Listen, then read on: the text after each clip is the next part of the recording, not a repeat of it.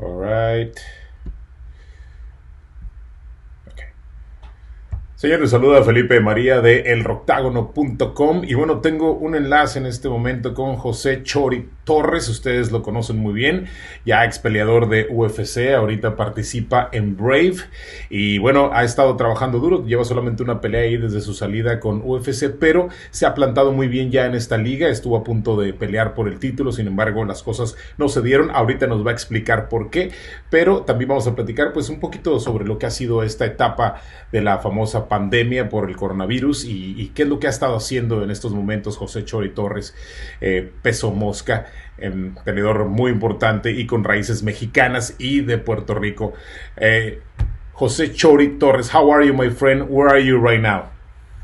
I'm great, man. I'm still alive somehow, and I am in Coconut Creek, Florida, still training, still trying to stay active, just in case something else pops up. Yeah, for sure.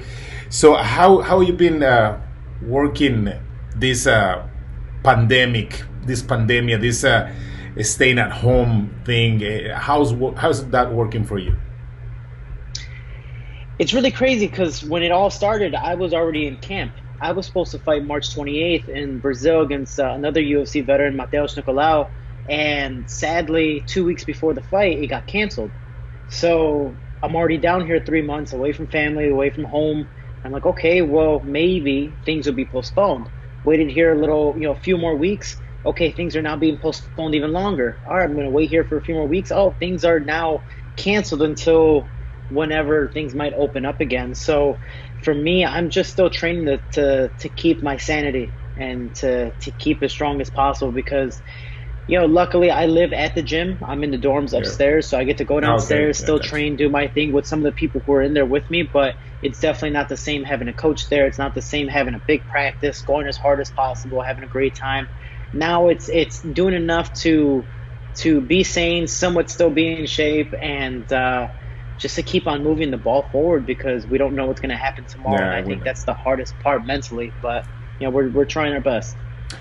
So just so people can know, tell us a little bit about your Hispanic roots. You have a part Puerto Rico, part Mexican, right? And which part from Yeah. from Mexico? So my mother is from Cuernavaca, Ah, and then okay, my gotcha. dad is from Morelos. Orocovis. Yeah, yeah. So and I'm hoping to take my grandmother back to Cuernavaca. She's 92 years old. So Mm. you were trying to plan her last big trip over there to see family, and it's been a really long time since I've been there. I usually hang out in North Mexico, either TJ Tijuana or Uh, Juarez. It just depends on what neighborhood I'm at. have you been in Tijuana? Any Yeah, yeah. what you did? And what happened to when you went to eat some tacos to Revolution Avenue? Where were you? So I went to a gym called Entram in Okay, Tijuana, oh and yeah. With and Henry so there's Briones and Raúl Arbizu and mhm. all these guys. Yeah, so one of my friends, Alejandro Soto, he used to train there. He was a UFC veteran. He was my mentor back in the day. And before I made my pro debut, I was training in San Diego at San Diego Combat Academy. And Hmm. he's like, "Hey, man, I got some really good guys that are around your size. I'd love to scrap just like you, kind of Mexican boxers, but MMA style. Let's go to Entram." And I went there, and it's a gym, in the hood. It's one of those crazy places that even if you are from Tijuana or you're from the States or from wherever you're from, if you're not ready, man, they're gonna there's gonna be a little bit of trouble. I know Alejandro Soto was telling me that one day he was practicing there. He looked in front. He's like, "All right, cool. Like my car's still there, still training, whatever." He looks in front again. His car's gone. So it's one of those things that Tijuana is one of those crazy places. Sometimes Juarez is the same thing as well. But I mean, it's the same thing at home for me in Chicago. Things Yeah. happen all the time. But man, it's awesome to have these Latino roots behind me because I look at it as a fighter. I have the Mexican pride pushing forward. You look at Julio Cesar Chavez, Yep. Juan Manuel Marquez. They always push forward, never give up, and they're resilient. Then you look at the Puerto Rican fighters, Trinidad, Cotto, who have the little style, they have the swagger, and so I get to have the best mixture of both. For sure. Yeah, by the way, Alejandro Soto, we are colleagues. We work in the same league in Mexico, Luke's Fight League. Hmm. They do the in English commentaries, and me and Henry Briones, we do the in Spanish thing. So we know Soto. He's a very cool guy. All right. I'm gonna ask you this. You had a loss not long ago. And it was almost as well close to a fight. Yeah, it was crazy because my last fight was in April Yeah. 19th, which is now a full year since it's happened. And I was supposed to plan a fight in August, and everything was set. I was already down at American Top Team for 3 months. And again, I live in Chicago. Flight wise, it's about 3 hours driving. That's a whole day of driving, just to go Yeah. back to see my family. So 3 months away, even though I don't have kids and I live at home with my mother because I travel so much, I still pay some of the bills. I take care of my family when I can, especially my father. My father was, pretty much my best friend when it comes to immediate Yeah. family. And him and I were getting very, very close, especially from a harder childhood, but getting very, very close, having a great time, finally getting the father I want. And my fight in August ended up getting delayed for whatever reason to November. I was like, oh, well, I want to stay in shape, but I want to see my family and friends. Let me go home for 2 weeks, enjoy myself a little bit, and then I'll come back and stay training. Went home for 2 weeks, had a great time, came back, trained hard, and I got to commentate for Brave in, oh man, well, I think in Jordan. Yep. And so I flew to, oh no, in Abu Dhabi. So I flew to Abu Dhabi and I got stuck in Rome. Hmm. There was like a 12-hour delay for my flight for some reason. So I got stuck in Rome. I'm like, cool, I'm gonna go see the town, see beautiful Rome, Italy, and have a great time walking around. And I'm alone. I'm seeing the sights, but I'm calling people. That day was my father's birthday. So I Mm. go, you know what? Okay, cool. Let me call my father and wish him a happy birthday. I was like, hey, I love you, having a great time. I wish you were here because you never got to see the world, nevertheless, outside Puerto Rico, the United States. And I was like, man, this reminds me of when we used to watch movies of like The Gladiator or Bruce Lee when he fights Chuck Norris when they're in the Coliseum. Yeah. So I was like, man, Gotcha. this reminds me of my childhood with you. This was awesome time. And then later on that day, I was like, hey, I'll give you a call later today when I'm at the airport before my flight. He goes, all right, cool, love you, thank you for wishing me happy birthday. And then he continued his day with my brother, and I missed my flight to go to Abu Dhabi. Somehow I got in late, so I was like, oh well, I have nothing but 12 hours to talk to my father. Pick up the phone, call him, and my brother picks up the phone crying. He's like, Angel, my Wow. middle name's Angel, and he's like, Angel, oh my God, Dad's in the hospital. I was like, hold on, calm down, relax. Like, what's up? He goes, I think Dad had a heart attack. Dad just Wow. he collapsed. He started sweating, and the crazy thing was, my dad in years. I mean, he was a goon in a gang, so he was an enforcer. So my dad, when he was younger, did take steroids. So he was very bulky, very thick. Okay. He wasn't a super fit guy. He was a little chubby, but he was real muscular.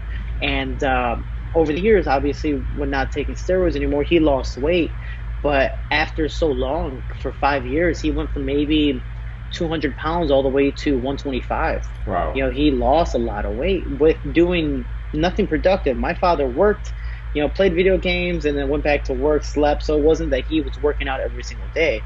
Um, so he lost all this incredible weight. I'm like, man, something's wrong with dad. So we believe he might have had some type of cancer, but he ended up, falling because of a heart attack.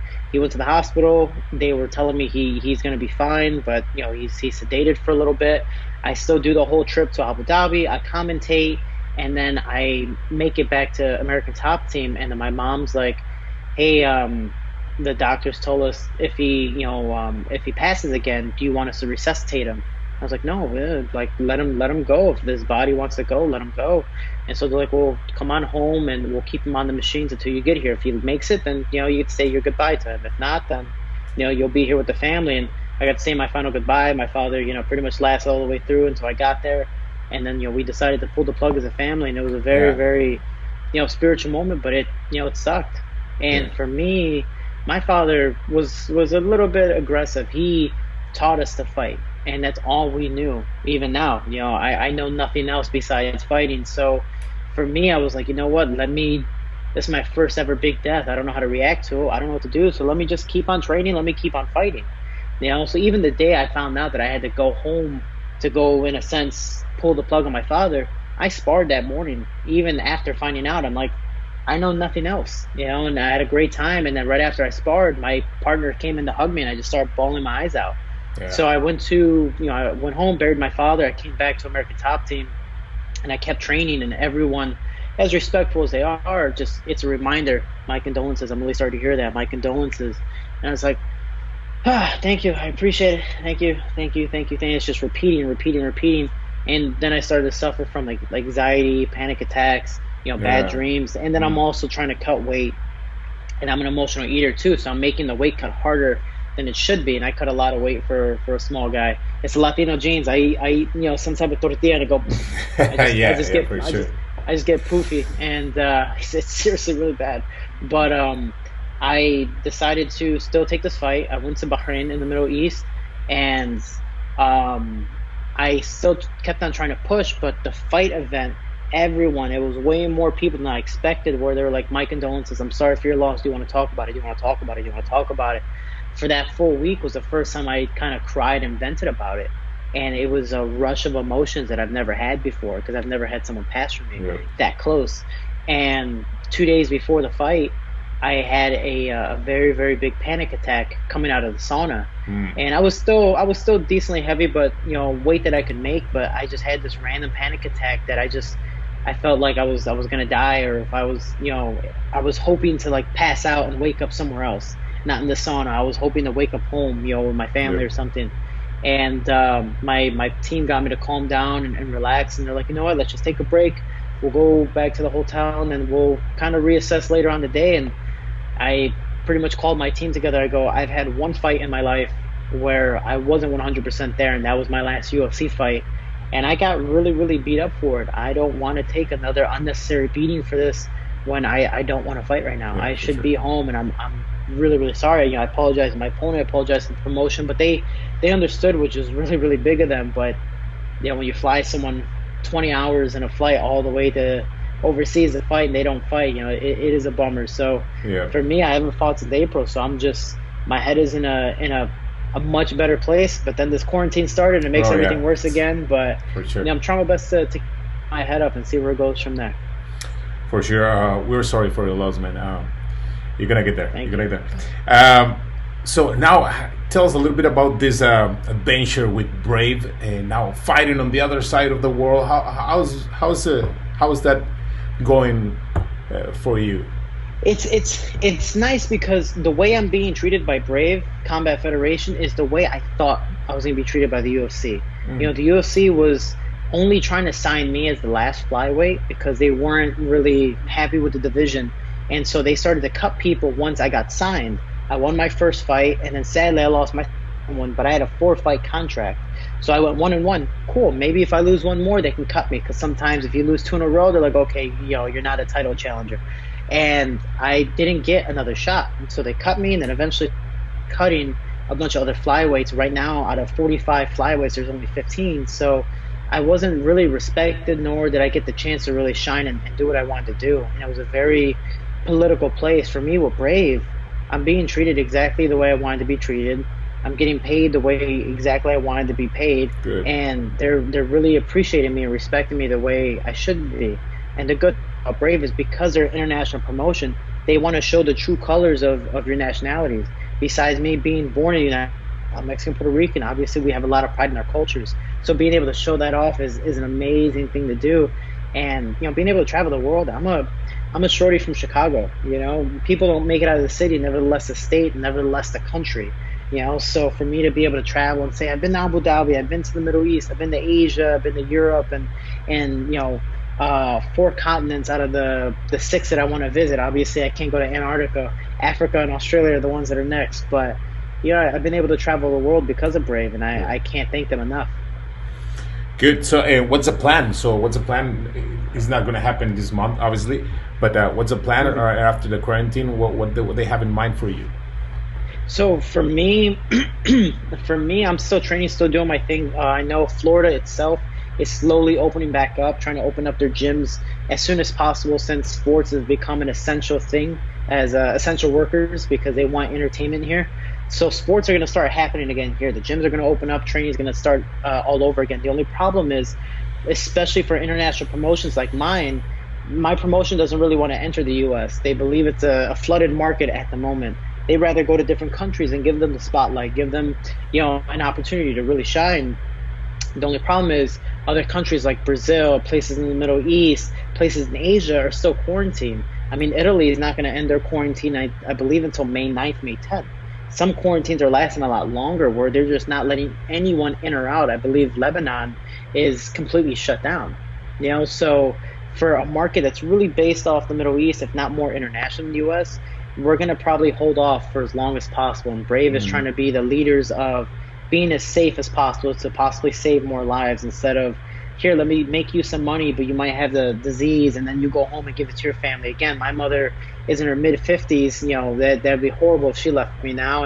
And my grandmother's 92, and she's definitely going to end soon enough, but we want to have her live the best final years of her life and not go in pain. So it's trying to be as content as possible, which is the hardest thing, because besides money, if we don't fight, we don't advance anywhere in our career, whether we win or lose. So, and it's also trying to stay relevant, to have people still want to see us fight. So it's hard. It's hard to stay patient. I want to fight tomorrow. I want to fight right now. But, it's one of those things that I have to know that no money is worth, somebody's life or possibly lives. So right now, that's what Braves' message is. And, we're probably not going to have a fight until maybe July, maybe August, maybe even September or longer. Not too long ago, the Florida state governor, he said that he's gonna allow closed doors events. There's where UFC might be on the map. They say they might have a UFC 249, 250. We don't know now what that is, if it's 49 or 40 or 50. They mix it up, the fights. I don't know exactly, but they say they might be back on May 9. What do you think about that? You think they're pushing too much, or you think it's good for people to watch at least on TV some live events? I mean, it's definitely good for people to watch the live events. I know us fighters, again, we don't get paid until we fight, whether it's with sponsors or just fight money. So even the fighters, I don't have any kids that I know of, at least, but a lot of people, they have kids, they have families, they have people they need to take care of and feed, and even just try to advance in their career. And without fighting, we don't get a chance to do that. So I understand their struggle of, hey man, I don't have any money, I need to do something. And for me, that's fighting. The only problem is, you might, again, Fight Island or fighting in Florida or wherever it might be, you might end up running into someone who has it at this event, and then sadly, you contract it and then take it home to a loved one. You take it home to somebody who you care about, and it becomes a bad thing. I do believe the UFC is rushing it a little too much. They tried to do it, I believe, April 19th, and that got shut down by the California governor. That got shut down by ESPN, Disney, and all them. When you have such big corporations and even governments trying to tell you no, and even worldwide governments, the WHO, telling you no, then why do it? So I get that people want to make money, especially the UFC right now. I think it's a very bankable event where they go, you know what? We're going to be like the Super Bowl. No sporting event is going to happen during our time, and everyone wants to see something, whether it's fighting, bowling, football, baseball, whatever the case may be. People want to see something. So the UFC is trying to make as much money and take this opportunity as much as possible. The only problem is I just don't think it's a safe thing to do. Like I said earlier, I don't think any money is worth possibly a life or somebody's lives. So we'll see what happens. I know they're going to take all the precautions they can to make it as safe as possible, and I appreciate that, but we're all struggling in this together. So I think we should hold out and wait until it's safe rather than sorry. Good. Shorty, before we go, would you like to be recognized from the Mexican crowd? Do you really like to get to them and let them know that, hey guys, I'm Mexican as well as you, and I want you to watch my fights. I want you to make you feel part of me, and the other way around. Do you want that? I would love that, because again, yes, I understand that I don't speak fluent Spanish anymore, and I'm trying my best to get back to it.